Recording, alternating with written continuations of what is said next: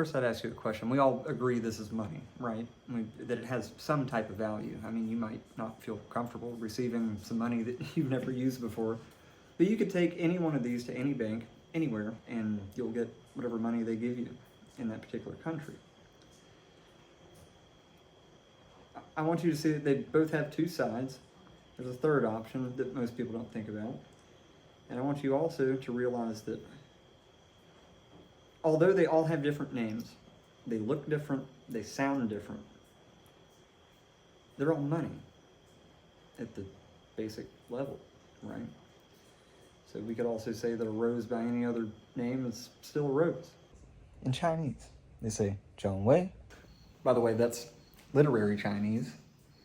I thought there were about 3 types. Turns out there's about 8 main types. And I think there's about 20 in total, and they're all different. In Spanish, we say rosa. And of course, in English, we call it a rose. Does that, in any circumstance, change the object? Dios, con cualquier otro nombre, es todavía Dios. And so, you can call money by whichever name that you want, by whichever region you were born in, whatever you were taught about. But it still has value. At the end of the day, we're still talking about the same damn thing. That's why I don't understand the fighting that goes on between religious people. Me and you get into a debate, and I call it Brahman, for example. We're not talking about something different, are we? I call it it. You know, a very informal relationship. I don't surrender to it. I don't bow down to it. But, you know, it. You know, I also can't say that I worship it. I mean, I appreciate it. I think it's quite fascinating, and I think it's quite beautiful. But I don't worship it. I certainly don't pray to it. I also don't believe in it at all. I don't know, dude. I saw some old reggae guy in YouTube at one point or another. He said, "You can't believe something and know it." And he's exactly right. That's why I don't believe in God. You don't believe in God? Ah, you must be on the side of the devil. No, I don't believe in it because I don't have to. If you believe in something, that means that you take it on faith. If you take something on faith, that means that you don't really have a good reason to believe in it. But you take it on faith anyway. And I don't have to believe in God because I know it. Y acuérdese que it is known only to those who do not know. Really, truly, honestly, and 100% unknown to those who do. But who is saying that? That never made sense to me, prayer. Because if God has a plan, if que sera, sera, if what will be, will be, what the hell are you to get on the phone line and try to send a message to God that would change his mind? He has a plan. That just never made sense to me. If we get 100 people to pray, we could change the outcome of this thing. Why would you go against God's plan like that? Please don't pray for me. I know you have the special connection to tap in with this thing. Don't disrespect me by telling me that you're praying for me. Who the hell do you think you are? We're going to discuss this a little bit as far as the definitions of this thing, which coming up with a definition is impossible, or at least it should be. Seeing God is impossible, or at least it should be. Anything that you might see is something lesser, a creature of God. It is known to those who know it not, and unknown entirely to those who know it. Two countries are at war. There exists a country in between them, who is neutral, who is not an ally of either. That country is simply going to become a proving ground for both sides.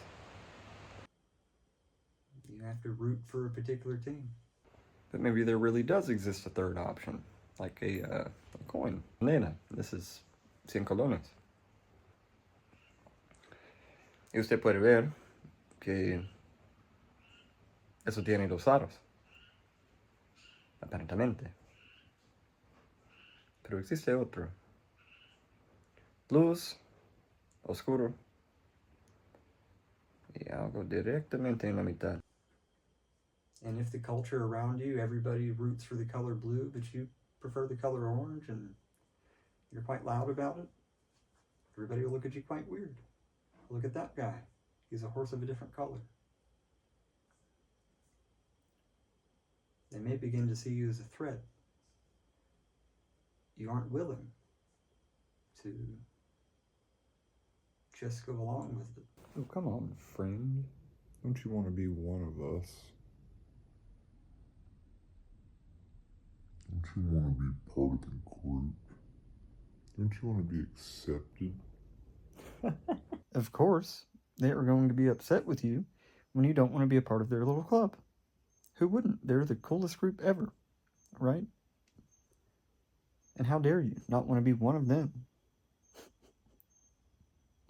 Because again, simply put, the people who think that they have power do not truly believe that they have it because they don't. And so they need you to confirm it for them. Because if they really were secure about themselves, they wouldn't have to go around proving themselves all the time, or showing their force. Or to coin a phrase from Justin Harris, God rest his soul, was a great friend of mine, passed last year, I believe. They're flexing their dick. And when would the moment of being upset occur? Now. It's always now. It can't occur in the past because that doesn't exist. It can't occur in the future either because none of us have ever seen the damn thing, although we've always heard that it was coming.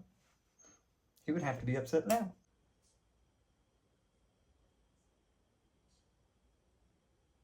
But if you like a damn different color, that's going to be your strength. Say it and say it loudly. Be damned what happens. I imagine this is how most artists feel. For now, I'm an English teacher, but truly I'm an artist.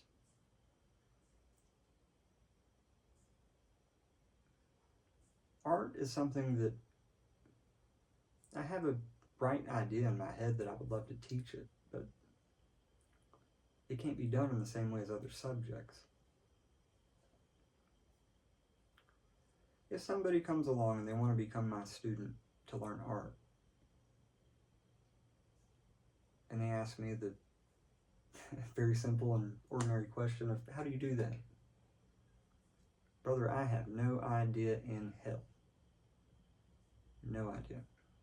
I can demonstrate a series of techniques, a few tips and tricks that either I developed or that were shown to me,